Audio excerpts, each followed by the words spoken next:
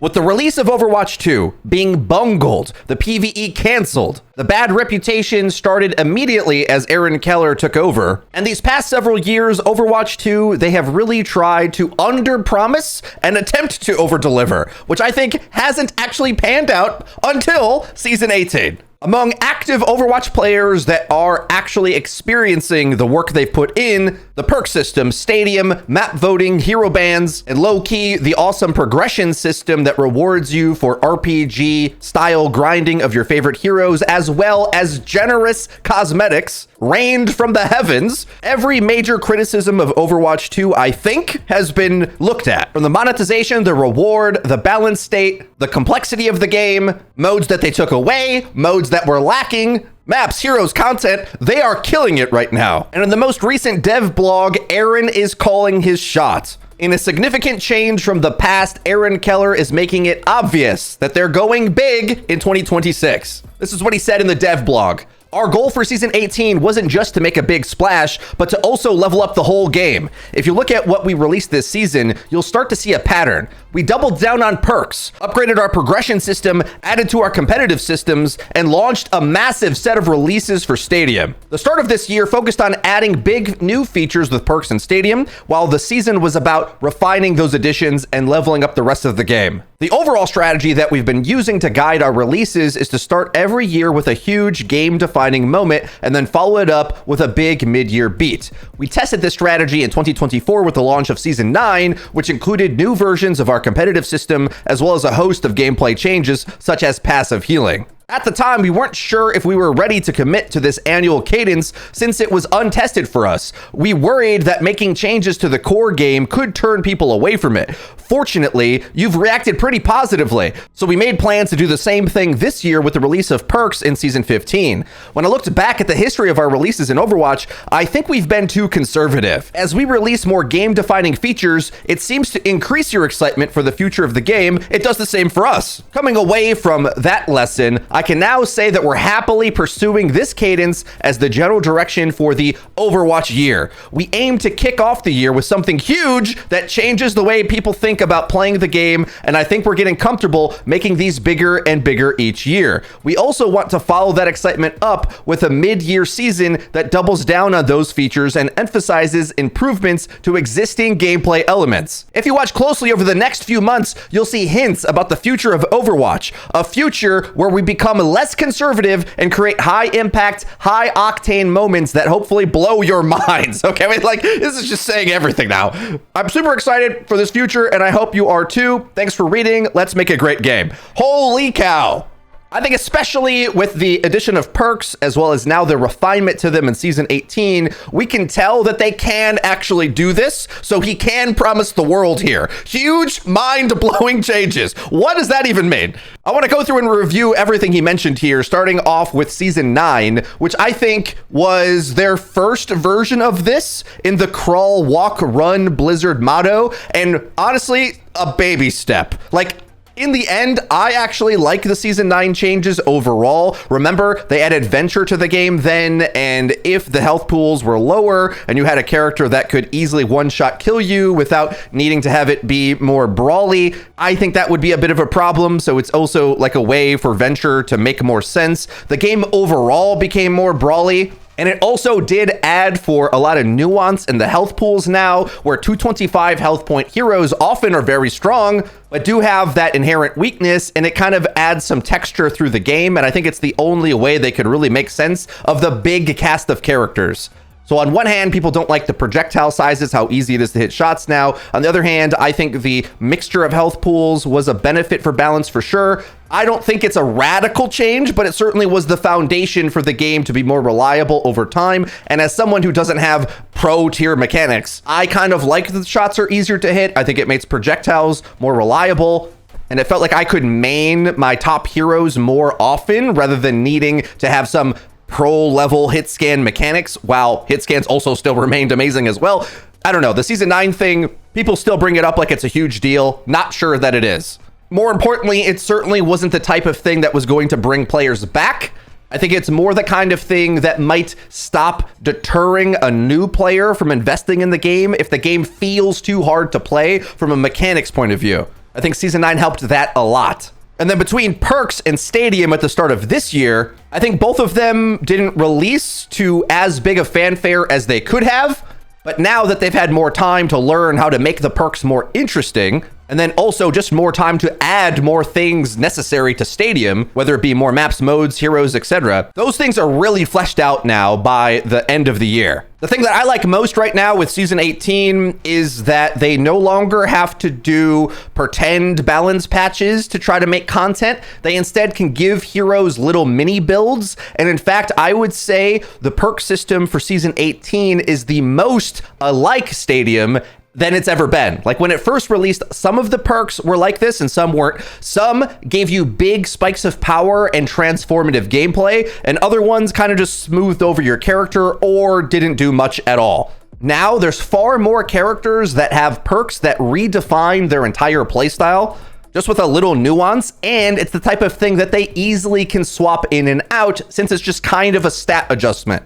This is what makes it a genius system, because it's a high impact on the difference of your gameplay from one season to the next without a whole lot of cost from them, other than maybe they have to add some art assets every now and again. But overall, it really helps the base game to me, and I'm in love with the base game in a way that I haven't been in many years. Characters that you maybe weren't as interested in before can be reinvented for you with a new playstyle just by them adding or changing some of the perk lineup. That's incredible. That's like a real game refresh and infinite replayability, the kind of thing that we've been asking from this game. Because if you remember from many dev blogs ago in years past, Aaron was kind of talking about Overwatch feeling too samey, like the team fights happen in the same way. And while they did achieve balance in a way, it was kind of boring balance, whereas Perks is almost intentionally unbalancing the game, but in a MOBA way. And there's a bunch of heroes now that I would say have MOBA-esque power, where they start to get their perks online and their power jumps up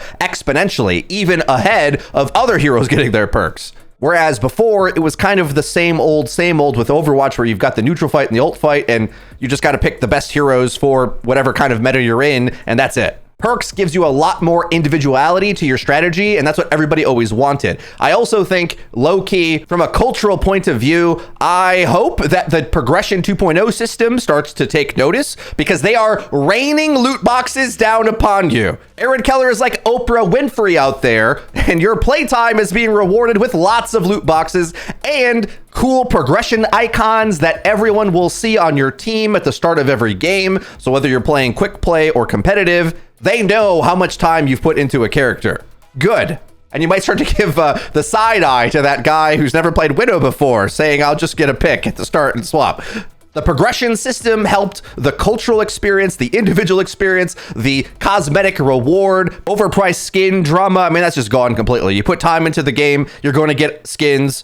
It must be because those collab skins are popping off. Like, I don't think those are going to be in the loot boxes so much. But as long as they still sell you those, they can start giving away the main ones for free. And also, they have such a back catalog of skins now. They're really starting to turn the corner. And now you're going to get rewarded for just your playtime alone, which I think players are really going to enjoy. All right, so Season 18, just a big win altogether. It kind of felt back in the day when they added a new character, everyone was super hype, but it took them several seasons to balance them. That was like the Overwatch 1 motto, where I actually kind of liked the game more when there wasn't a new hero, because they actually get the balance in a playable state. That's kind of what this mid-year beat feels like, I guess, where the early systems or big changes that they're making to the game get ironed and fleshed out in the middle of the year to be even better than how they originally implemented them. Stadium and perks, really big projects, and honestly, I gotta give them perks. I would say it's a 10 out of 10.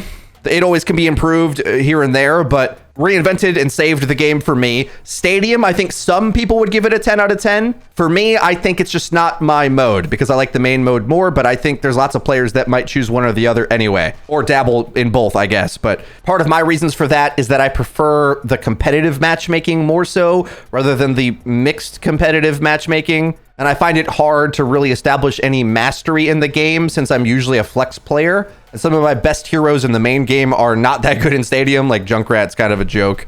But they have shown being able to be flexible with feedback, taking out that draft mode that the fans of Stadium did not like so much. Mainly because I think you have to invest in a character, and if it gets banned or picked out, like, it's so hard to learn something new without a lot of playtime. So I kind of understand it. Not the case in the main game, though. All right, now let's talk about the future. He says a few key words here that are highly indicative of where his head's at. He has some self-criticism about their previous conservative plays, which I think as you're the hero shooter playing with the lead, so to speak, in the market, they don't want to blow their position by taking big risks, but then a big risk just came storming in. Marvel Rivals stole the player base and all of the oxygen out of the gaming landscape for a while. So Blizzard looked at each other and was like, I guess we had hero bans, huh? Frito was right for 10 years. Yep, sure was. So like that changed the game altogether overnight for me. But then also they probably were inspired by the Lord system in Marvel Rivals, and then of course were given direct feedback for these years on the reward system in the game and how it just felt like a cash shop upgrade to make it Overwatch 1.5 for a lot of players. The 6v6 community was raging online. Now we have that. It's sort of like we have the best of all worlds now. And now Aaron Keller is taking the gloves off. So we can expect there to be an Overwatch year, as in there'll be a big yearly update to look forward to in 2026, which is only several months away. And they say they're getting comfortable making these bigger and bigger each year. We aim to kick off the year with something huge that changes the way people think about playing the game, and I think we're getting comfortable making those bigger and bigger each year. A future where we become less conservative and create high impact, high octane moments that hopefully blow your minds. Blow your mind? Now, here's my problem with this terminology right now. What could blow our minds right now? I don't know. Because actually, after they finally added map voting, hero bans, lots more content, lots of heroes, the perk system's working great, everything's working great. Now would be the time to be conservative, right? I'm actually afraid and nervous. Like, what are they going to try? What are things they could try? Especially if we think of them copying the way that Marvel Rivals does things or looking to other games for inspiration. The biggest thing that always comes up around Overwatch is them making lore content of some kind, whether that be a standalone TV show, which we know many years ago there was an issue with hiring practices that made Netflix mad at Bobby Kotick. So that's kind of the reason why we didn't get a TV show. Would that be bigger and bigger though? That changes the way you think about playing the game? What would change the way we play the game? I'm kind of at a loss, frankly, because Stadium already does that in a really big way, and Perks is a pristine system that's working in the main game. So I actually, as an Overwatch veteran, don't want them to do much, but I want to know in the comment section down below what you think they could do in order to take this to the next level. This is what I want, okay? I want something that doesn't disrupt the good place we're in right now and stabilizes the game for the next 5 years. Because I think it's great. I don't think it has to go anywhere. I think it can be a stable game and grow in popularity due to how good it is now. But we need some time to shed the old reputation of all of the bungling in the past and for Aaron to step into this new swagger that he's got and lead us into the promised land of the future, not with promises, but with more of the same execution like this last year has been. If you think about the last several hero releases, Wu Yang, Juno, Venture, they've all worked out. They haven't broke the game. They haven't upended the game. Interesting additions that maybe, in my opinion, maybe a little bit on the conservative side in terms of hero design. If they add another immortality style ability, I think the internet is going to explode. But something interesting, now that they have the perk system and Stadium, I don't think we need to get another item in the game that on its own has the properties of things players hate. So what I mean is they've been able, in my opinion, to rebalance Mauga to be a very interesting character. Whereas at release, he sort of had to just auto win against tanks. And now that's not his playstyle at all, really. If anything, he's kind of easy to counter, but pops off with perks and then engaging with his abilities and all that. I'm not sure if that's a hot take or not. Almost no one plays one of my best characters except me, it seems. But I find Mauga inoffensive in the game now. If anything, pretty interesting. Maybe a bad example. Let's think of something else. One that I think everyone would agree on. Lots and lots of people hate Suzu. Even if Curie is a fun to play character that's very popular, people hate the concept of Suzu having like 10 things all at once, a cleanse and an immortality and a heal. Now, if they want to add support or tanking kits that maybe could have been offensive in the past, rather than make it too OP, they can put some of those OP things in the perks and swap it out. The reason why I find that to be incredibly helpful for their design process is because rather than needing to have a concept that's going to work in the game for the next decade and not break the fundamentals of the game in some weird way, they can instead focus on fun mechanics that feel fun to use and then give it more power in the perks, which maybe then changes over time anyway, or just gets pulled out, put back in. Like, think of this. There was a time where Sojourn's disruptor shot slowed all of the enemies inside it. That was deemed too strong on the character that has everything. A mobility escape, consistent damage, big burst, powerful carry the game ultimate. Sojourn had everything. But now, in the modern age of the game, they can knock her HP down to 225, just give her some improvements, tune her up a little bit, left, right, and center. And honestly, I think Sojourn's still a top pick, but they achieved their goal of making her a little bit easier to punish at least. And then, quote, can balance the game with the perk system, season to season, within those big cadences of perk overhauls, which basically changes all of the matchups of the game once they do that. I also think there's psychologically something that makes the perk power less offensive to the game, because if you are a specialist on that hero and you can dedicate to them for them to function well enough to get all of your perks in the 5-minute mark or whatever that it takes in the normal game, maybe it's a little faster if you pick later, but if you can actually master that hero and get to those perks, and that's where the power is, well, then we're kind of out of that world where you just swap to something kind of corny and BS and have an instant power spike right at the start. Of course, counter swapping and counter picking in 6v6 and 5v5 is still really strong, but there's less of it now because more of the power is in the perk system. I don't think a lot of people are noticing that's the case, but on one hand, it makes the game a little bit unbalanced in a way where some of the matchups you might think should win due to mere counter picking alone. Let's say like I just went up against a Reinhardt as the new Zarya. Well, I think Zarya kind of just has more skill expression right now. Ryan's perks were much better, but if Zarya gets charged, she just wins. Still, right? Because there's an interesting thing about the Ryan Zarya matchup now where he's going to have to go aggressive to get value out of his perks. And the more he's waiting, well, Zarya gets charged up now from the poke phase. That's entirely different. It used to be the case if you poked out the Zarya and she had to poke too long without brawling to get charged with her bubbles going aggressive herself, putting herself at risk for the Ryan to outplay her, pin her, etc., Ryan almost always won that neutral. Well, that's not exactly the case anymore. And while I might be ahead of the curve on here on how to make Ryan beat Zarya still, the community still has to catch up to that. So maybe he still does, but the point is that we even have a conversation just because they switched around a perk mechanic, which really just means like they added a button that lets you get charge on alt fire now. That kind of very small thing utterly transforms the traditional rock, paper, scissors approach to the game. Now, that makes their new heroes much easier to design, because no matter what designs they put into the heroes, they're going to be able to modify them heavily, plus or minus, based on the perk system anyway. Another one that I remembered is Doomfist's Slam can add a concussion effect again with a perk in Season 18. So all in all, I think that should make their ability to make heroes a lot easier, which also makes them less damaging to the game at any given time, which is a win-win-win. Looking to other games, I can't really imagine what else I would want.